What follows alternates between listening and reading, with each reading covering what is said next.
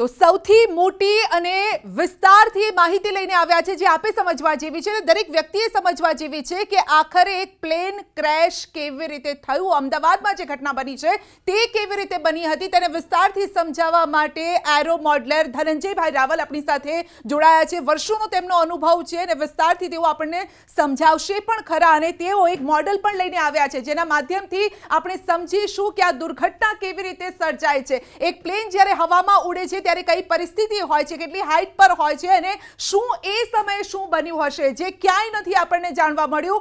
એ વિગતો આપને જાણવા મળશે ન્યૂઝ 18 ગુજરાતી પર. પરંતુ મારા સહયોગી સિદ્ધાર્થ પણ આપણી સાથે છે અને સમજાવીશું કે આખરે એ સમયે કઈ પરિસ્થિતિ હતી, હવાનું દબાણ કયા પ્રકારનું હતું, ગરમી કયા પ્રકારની હતી, જ્યારે એરોપ્લેન જ્યારે હવામાં હોય છે ત્યારે કઈ પરિસ્થિતિ હોય છે અને કઈ એ હવામાનના તાપમાનનું જે છે એ સામનો કરવો પડતો હોય છે. બધી જ બાબતો આપણે કદાચ માની લઈએ કે બધું બરાબર હતું તો પણ કંઈક તો ખોટું થયું છે અને શું ખોટું થયું છે એ આપણે જાણવાનો પ્રયત્ન કરીશું. પહેલા આ ડિઝાઇન જે એક મેપ છે એને પણ આપણે સમજાવીશું. સિદ્ધાર્થ સર, સૌથી પહેલાં તો આ એક ઇમેજ છે, તમે એના મદદથી જો સમજાવી શકો કે કઈ રીતે આખી સિસ્ટમ થઈ, કારણ કે આપણે જોયું અલગ અલગ થિયરીઝ છે.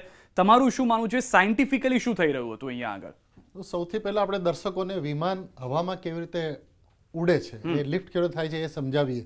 તો અહીંયા જે સ્ક્રીન ઉપર તમને જે જોવા મળે છે કે રનવે ઉપર વિમાનને આપણે પેરેલલ ટુ અર્થ આપણે પહેલા એને ખૂબ જ ઝડપથી દોડાવીએ છીએ અને એ દોડાવવા માટે વિમાનના જે એની જે વિંગ્સ છે એ વિંગ્સ ઉપર ઘણી વખત 2 એન્જિન રાખેલા હોય છે, ઘણી વખત 4 એન્જિન રાખેલા હોય છે, કારણ કે એનાથી એને થ્રસ્ટ મળે છે. એટલે આ જ્યારે પ્લેન રનવે ઉપર દોડે છે ત્યારે તમે જોશો તો હવાનો ઘણો ભાગ ઉપરથી અને ઘણો ભાગ નીચેથી પસાર થાય છે. પણ એની પાંખની રચના એવી રીતે કરેલી હોય છે કે જ્યારે રનવે ઉપર દોડે ત્યારે નીચેના ભાગમાં હાઈ પ્રેશર જનરેટ થાય છે અને ઉપરના ભાગમાં લો પ્રેશર જનરેટ થાય છે. અને હાઈ પ્રેશર જ્યાં જનરેટ થયું હોય એ નીચેની હવા ઉપર જવાનો પ્રયત્ન કરે અને વચ્ચે આખું વિમાન છે એટલે આખું હવામાં લિફ્ટ થઈ જાય છે. એને એકદમ સરળ પ્રયોગ દ્વારા દર્શક મિત્રોને સમજાવવું હોય તો સમજી લો આ વિમાનનું પાંખ છે અને આ રનવે ઉપર દોડે છે એટલે હવા અહીંયાથી ખૂબ જ ઝડપથી આવે છે. તો આ પાંખ શું થશે, હું જોરથી ફૂંક મારીશ એટલે વિમાનની પાંખ ઉપર જેવી હવા ગઈ તો આ શું થયું, ઉપર ઉચકાઈ ગયું. એટલે સમજી લો આ વિમાનની પાંખ છે, આખું વિમાન આવી રીતે હવામાં ઉચકાઈ જાય છે. હવે થાય છે શું કે જ્યારે વિમાન રનવે ઉપર દોડે છે અને ત્યાર પછી એનો સમય જે પૂરો થયા પછી પાયલોટ એક લીવર દબાવે છે અને લીવરથી થોડોક એને એવી રીતે એંગલ મળે છે કે જેના કારણે હવામાં એ ઉપર જાય છે. હવે આ જે સમય છે બહુ ક્રુશિયલ હોય છે. રનવે ઉપરથી જ્યારે હવામાં જવું એટલે આખું વિમાન માત્ર હવાના પ્રેશર દ્વારા જ હવામાં અદ્ધર થાય છે. એટલે વિમાન ઉપર અચાનક લોડ આવે છે. એ લોડ પેસેન્જરોનો પણ હોય છે, પેસેન્જરોનો સામાનનો પણ હોય છે અને એમાં જે રાખેલું ફ્યુલ અને વિમાનનું પોતાનું વજન તો ખરું જ. આટલી બધી વસ્તુનું વજન એ પ્લેનને માત્ર હવાના દબાણ દ્વારા ઉપાડવાનું હોય છે. આમાં ક્યાંય પણ ગડબડ થઈ જાય, કારણ કે આ એક બહુ ક્રુશિયલ ટાઈમ છે, એમાં કંઈ પણ જો ગડબડ થઈ જાય તો સમજી લેવાનું કે પ્લેન ક્રેશ થઈ જાય ટેક ઓફ વખતે. આ વખતે તમે જોયું તો રનવે જે છે અમદાવાદનો રનવે એ 2 દિશામાં છે. એક દિશા છે જે શહેરી વિસ્તારમાંથી સીધું ગાંધીનગર તરફ જાય, પણ એ દિશા ક્યારે થાય કે હવાની ગતિ કઈ દિશામાં છે. આપણો જે ભારત છે એની જે ભૌગોલિક રચના એવી રીતે છે કે વર્ષમાં 2 વખત પવન બદલાય છે. શિયાળામાં જે પવન બદલાય છે એ ઉત્તર તરફથી પવન આવતો હોય છે, એટલે ઉત્તર તરફથી આવતો હોય છે એટલે વિમાનને બિલકુલ એની સામે દોડાવવામાં આવે છે, જે અગેન્સ્ટ વિન્ડ, એટલે વિન્ડ જે બાજુ આવે એની સામે વિમાનને દોડાવવામાં આવે છે. પણ અત્યારે ઉનાળો ચાલે છે એટલે હવા દક્ષિણ દિશામાંથી આવે છે, એટલે વિમાનને ટેક ઓફ માટે કેવી રીતે સૂચના આપી કે તમે ઉત્તરથી દક્ષિણ તરફ, એટલે દક્ષિણ તરફ આવ્યું પણ દક્ષિણ તરફ તો આખું શહેર હતું અને આખું શહેરની ઉપર જ વિમાન સીધું ખાબક્યું. જે રીતે પ્લેન ટેક ઓફ થયું તરત જ એ ખાબક્યું. એટલે આ વિમાનને ઉડવાનું વિજ્ઞાન છે.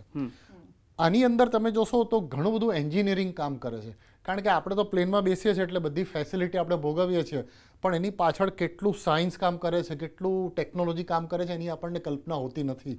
અને એ બધી વસ્તુનો જો પરિચય હોય અને આમાં જે પેસેન્જરોએ પણ થોડો વિવેક જાળવ્યો હોત તો કદાચ, એની ચર્ચા આપણે પછી કરીશું, પણ આ બધી વસ્તુ ધ્યાનમાં રાખવાની હોય છે અને એ આપણે સમજીએ કે એટલે એ સમયે શું થયું હતું, એટલે એ કદાચ આપ સમજાવવાનો પ્રયત્ન આગળ કરશો કે હા. એ સમયે શું થયું હતું, પ્લેન કઈ રીતે, એ પોઝિશન શું હતી અને કેવી રીતે એ એકદમ જ નીચે આવી ગયું? હા, એટલે એ જે સમય હતો જે વિમાન ગઈકાલે ક્રેશ થયું એ બપોરનો સમય હતો અને લગભગ 2 વર્ષ પહેલાં પણ મેં આના વિશે ચર્ચા કરી હતી.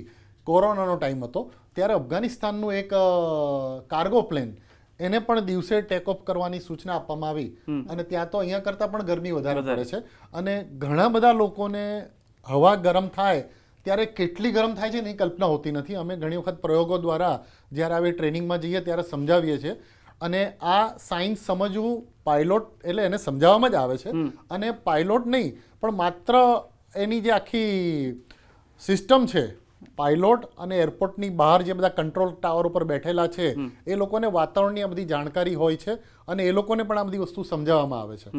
એટલે ગરમ ઉનાળાનો સમય હતો, ગરમી એટલે બપોરનો સમય હતો, એટલે રનવે ઉપર એટલે આખી જમીન ઉપર હવા ગરમ થાય અને હવા જે ગરમ થાય અને વિજ્ઞાનનો સિદ્ધાંત છે કે હવા ગરમ થાય એટલે ફૂલે, જગ્યા વધારે રોકે અને જગ્યા વધારે રોકે એટલે એની ઘનતા ઓછી થઈ જાય.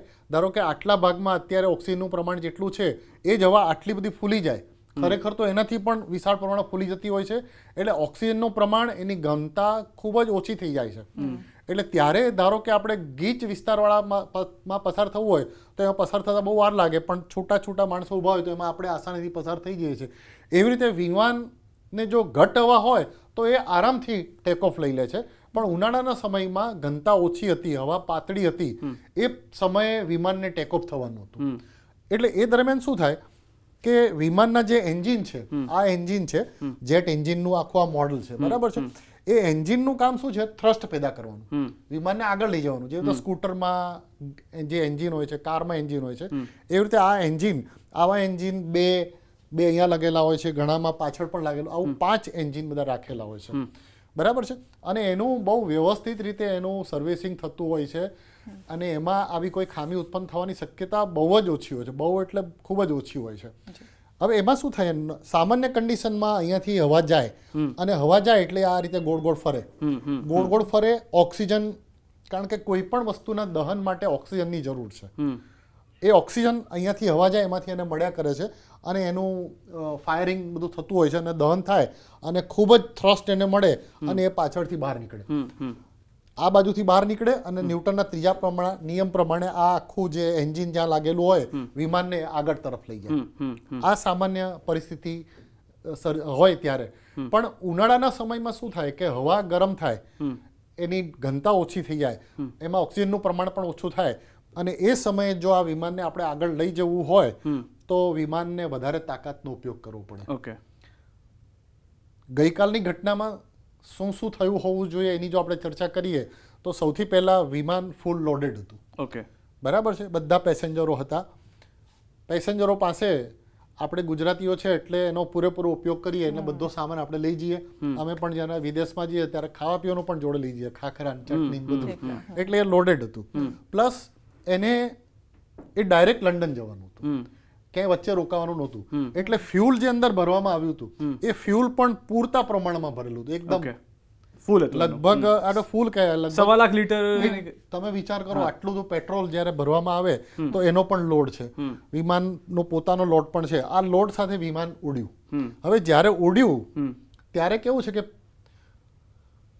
પાયલોટને બહુ ઝડપથી ડિસિઝન લેવાના હોય છે, ક્વિક ડિસિઝન, અને એમાં પણ એ ક્યારેક થાપ ખાઈ જાય એવી શક્યતા હોય છે.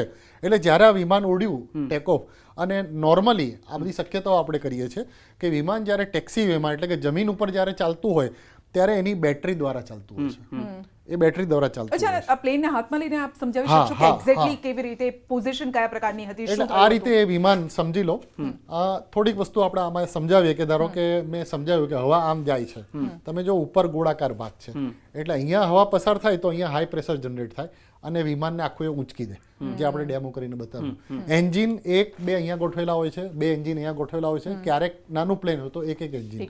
અને મોટા ભાગે આ ઘટના તમે જોશો કે નાના પ્લેનમાં નહીં થાય, મોટા પ્લેન જે લોકલ જે બધા જાય છે મોટા પ્લેન, ઘણી વખત હું ઘણા બધાને કહું, જ્યારે આ બધા લેક્ચર્સ માટે હું જાઉં ત્યારે બધાને પ્રશ્ન પૂછું કે ઇન્ટરનેશનલ ફ્લાઇટ બધી રાતે જ કેમ ઉડે છે? નોર્મલી તમે જોજો કોઈ પણ ઓકે બહુ જ Night flight હોય નહીવત છે, હા. બહુ જ ઓછી ફ્લાઇટ હોય છે જે દિવસે એને ટેક ઓફ માટે સૂચના આપવામાં આવે છે. આ પણ એક પ્રશ્ન છે અને લોકોએ વિચારવું જોઈએ કે આવું કેમ થાય છે. અવલોકન કરો, તમે જુઓ, મનમાં પ્રશ્નો ઊભા થાય ત્યારે તમને આ બધાના જવાબ મળશે.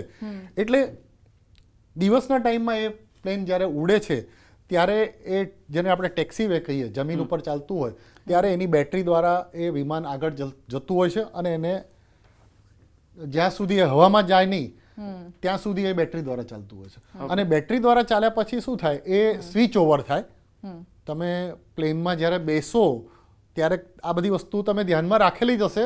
ન ધ્યાનમાં રાખેલી તો હવે આ બધી વસ્તુ ધ્યાનમાં રાખજો કે જ્યારે સ્વિચ ઓવર થાય પછી એની સ્પીડ અચાનક વધતી જાય, એના તમને અવાજ પણ જાત જાતના બદલાતા દેખાય, તમને કાનમાં આમ સહેજ ધાક પડતો એવું દેખાય, આવું જાત જાતની વસ્તુનો અનુભવ થાય છે. કેમ થાય છે? એના બધાના કારણો હોય છે. હવે જ્યારે આ પ્લેન આપણું ઉડ્યું ત્યારે આપણી સામાન્ય રીતે માનસિકતા એવી હોય છે કે જ્યારે આપણે પ્લેનમાં બેસીએ એટલે બધી વસ્તુની ફેસિલિટી ઇમિડિયેટ આપણને જોઈએ છે. એસીની વેન્ટ આપણે ચાલુ કરીએ છીએ, ટીવીની સ્ક્રીન ચાલુ કરી દઈએ છીએ, મોબાઈલ ચાર્જિંગમાં મૂકી દઈએ છીએ. એટલે આટલા બધા લોકો એનો લોડનો ઉપયોગ તો કરતા જ હતા. એટલે અહીંયા બે વસ્તુ ખાલી સિમ્પલી સમજાવી દઈએ કે જેમ તમે કીધું કે જ્યારે રનવે પર ચાલી રહ્યું હતું ત્યારે બેટરી પર હતું, જે સામાન્ય રીતે, અને એમાં આ બધી જે આપણે વસ્તુ ઉપયોગ કરીએ છીએ એ પણ બેટરી પર હોય એ છે. તો બધું બેટરી પર જ ચાલે, આખું વિમાન બેટરી પર જ ચાલે, એસી પણ બેટરી પર ચાલે છે. હા, એટલે જ્યારે ટેક ઓફ થાય છે ત્યારે જેમ સામાન્ય ગાડી આપણી એલપીજી હોય તો એલપીજી થી પેટ્રોલમાં શિફ્ટ થાય, એ રીતે બેટરી થી ફ્યુલ પર શિફ્ટ થાય. અને એ વખતે કંઈક ઝટકો વટકો લાગ્યો હોય, પોસિબિલિટી એ પણ છે. કારણ કે જ્યારે તમે પ્લેનની આખી છેલ્લે જે એરપોર્ટ દ્વારા વિડીયો આપણને રજૂ કરવામાં આવ્યો ત્યારે તમને એ જ વસ્તુ જોવા મળે કે પ્લેન ઉડી તો જાય છે પણ પછી ધીરે રહીને નીચે જાય છે. સ્થિર નથી થઈ શકતું. એટલે એમાં બે કારણ હોઈ શકે કે જે અહીંયા સ્ક્રીન ઉપર તમે જુઓ છો કે અહીંયાથી હવા અંદર દાખલ થાય છે અને હવા અંદર દાખલ થાય છે જેટલી એને ડેન્સિટી મળવી જોઈએ, ઘનતા મળવી જોઈએ, ઘનતા નહોતી મળતી. ઓક્સિજન એને જેટલો મળવો જોઈએ એ ઓક્સિજન એમાં મળતો નહોતો. એટલે એન્જિનને વધારે સ્પીડથી ફરવું પડે. અને એ સ્પીડ ક્યાંથી મળે કે પાછળ બેકઅપ જો પૂરેપૂરું પેટ્રોલ મળતું હોય અથવા એન્જિન દ્વારા બેટરી દ્વારા એને સપ્લાય મળતો હોય તો એ બરાબર સ્પીડથી ફરી શકે. બેટરી ઓલરેડી વધારે પડતી યુસેજમાં છે, એવું માનીને ચાલીએ છીએ. એવું માનીને ચાલીએ. એટલે જેટલો થ્રસ્ટ એન્જિનને પેદા કરવો જોઈએ એટલો થ્રસ્ટ પેદા થયો નહીં. એટલા માટે શું થયું, ધીરે ધીરે ઉપર ગયું અને આટલો બધો વજન આપણે જ્યારે ગેર બદલીએ છીએ ત્યારે થોડાક સમય માટે આપણી ગાડી ધીમી પડી જાય છે. એ જ વસ્તુ એ ધીમી પડી અને પછી જે થ્રસ્ટ મળવો જોઈએ એને થ્રસ્ટ મળ્યો નહીં એટલે એ નીચે પડી ગયું. જી જી બિલકુલ. એ ક્વિક એ સમજાવી દેશો કે એક્ઝેક્ટલી જ્યારે પડ્યું ત્યારે કહ્યું, કારણ કે સમય ઓછો છે આપણી પાસે. એ જ્યારે સમજી લો કે આ પ્લેન છે, આ પ્લેન આ રીતે આમ ઉડે છે, એ ઉડીને જમીનને સમાંતર ઉડ્યું, એને લિફ્ટ મળી એટલે ઉપર ગયું અને પછી એન્જિનને બધી તાકાત ઉત્પન્ન કરવી પડી. એટલે એને જેટલો થ્રસ્ટ મળવો જોઈએ એટલો થ્રસ્ટ મળ્યો નહીં એટલે ધીરે ધીરે નીચે આવ્યું. અને કોલેપ્સ કેમ થયું? તો પછી એ જે આગ જે લાગી એ ફ્યુલના કારણે આગ લાગી? હા, એ તમે બીજે મેડિકલનો આખો ઉપરથી ટોપ વ્યૂ તમે જોશો તો તમને ખ્યાલ આવશે કે અલગ અલગ બધા બિલ્ડિંગ હતા. ઠીક છે, બિલકુલ. કારણ કે આગ લાગવાનું કારણ પણ એ જ સામે આવી રહ્યું છે. આપનો આભાર અમારી સાથે જોડાવા બદલ.